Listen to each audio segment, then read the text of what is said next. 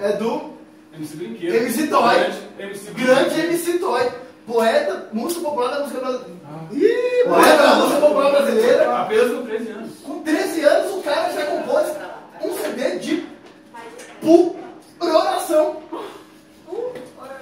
Com aquele cabelo dele sensacional, rosa azul, que é uma coisa linda. Homenagem ao quê? Badu. Mas Badu. Antivírus. Antivírus. Porque ele é patrocinado pelo Badu.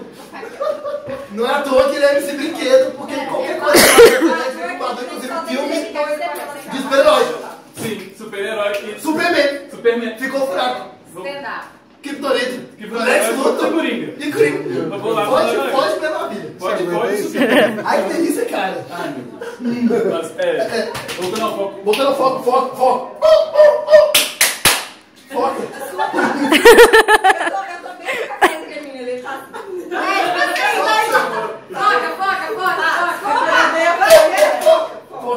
Eu também odeio foco. Agora vamos, música do MC Brinquedo. Música desse brinquedo. Vamos com a primeira. Primeiro a versão original do MC Brinquedo. As novinhas não me quer.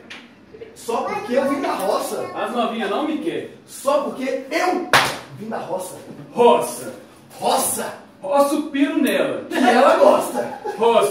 Roça. Piro nela que ela gosta. Mas aí, como bons meninos, estudiosos da palavra do seu pai, Jeová diré. Aleluia. fizemos a versão para todos nós sermos perdoados dos nossos pecados. Amém, irmãos? Aleluia. Amém. E hoje aqui no aniversário da nossa amiga Ruiva, nós gostamos de glorificar e cantar essa música em sua homenagem, Ruiva, pra você. As novinhas não têm fé, de Jesus elas não gostam. As novinhas não têm fé, de Jesus elas não gostam.